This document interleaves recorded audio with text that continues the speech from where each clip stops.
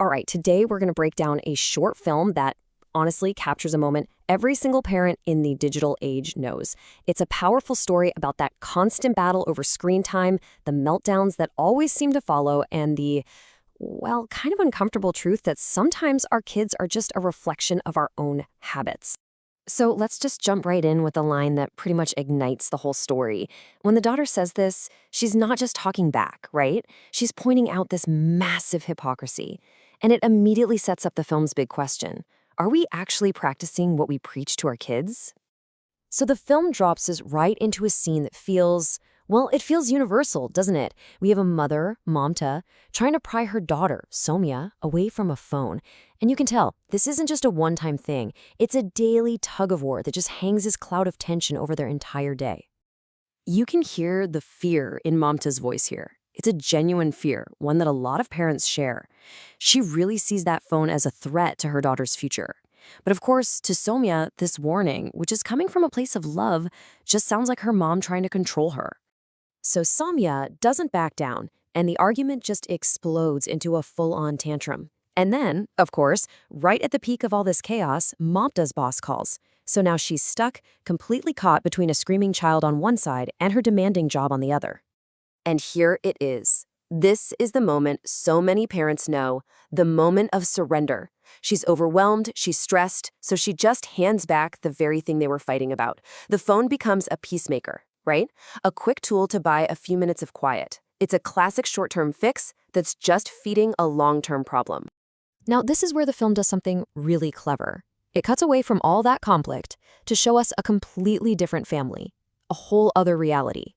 We meet Jyothi and her son Shiva, and their morning is, well, it's a powerful contrast. I mean, the difference here is just night and day, isn't it? In one family, the phone is the center of every conflict. It's something to fight over. In the other, a book becomes the center of their connection. It's something to share. So it's not really about phones versus books. It's about conflict versus connection. This is one of those moments of just brilliant kid logic. Shiva sees all these adults completely zoned out on their phones while walking around, and he thinks, well, if they can do that, why can't I be lost in my book? He's basically pointing out the exact same double standard that Somya was so angry about. Okay, so this is where it all comes to a head. The two worlds collide when Mamta and Samya visit their neighbors. What should be a totally normal visit becomes this major test. We're about to see just how deep Samya's screen dependency really goes. The second they walk through the door, Somya is just gone. She's physically there, but mentally she's completely checked out.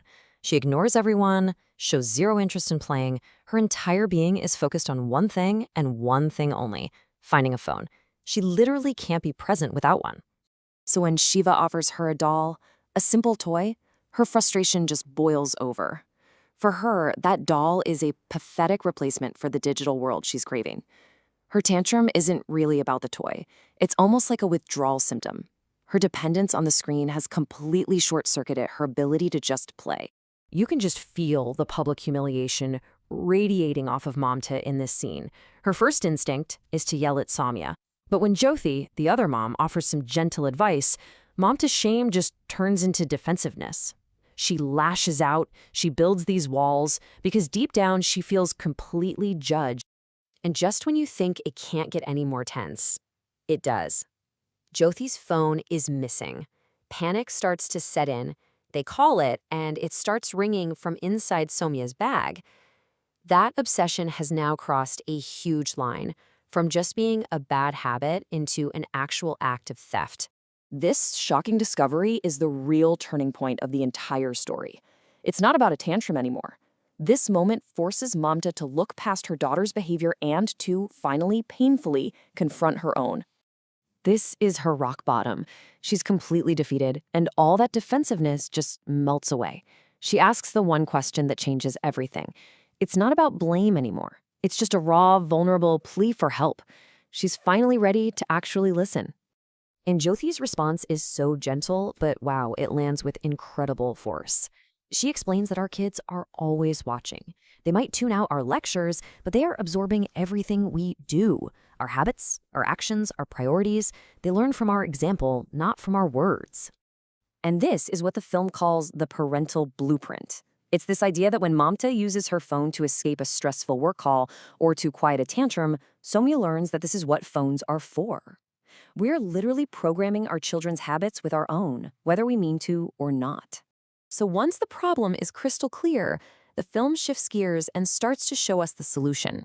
And it's not about harsher punishments or stricter rules for the kid. No, it's about a deep, profound shift that has to start with the parent. So how do you actually fix this? The film lays out this really clear 4-step path to getting back on track. It all starts with Mamta having to look in the mirror. Then it comes a real, sincere apology. After that, she has to actively model a new way of being. And finally, guide her daughter toward finding the empathy to mend what she broke. And we actually get to see this in action. Shiva gently helps Somya make her apology. And he teaches her something crucial. It's not enough to just say sorry for taking the phone. You have to say sorry because you hurt someone's feelings. I mean, he's a perfect reflection of the emotional intelligence he sees at home. And all of this leads to what is easily the most powerful moment in the entire film, this mutual apology between mother and daughter. It's a beautiful scene of real reconnection where they both own their part in the problem, they forgive each other, and they clear the slate for a totally fresh start. And that's where the film leaves us, with this final, really challenging question. It turns the camera right back around on all of us. The big lesson here isn't really about controlling our kids' screen time. It's about looking at our own. It forces every one of us to ask, what kind of blueprint am I creating in my own life?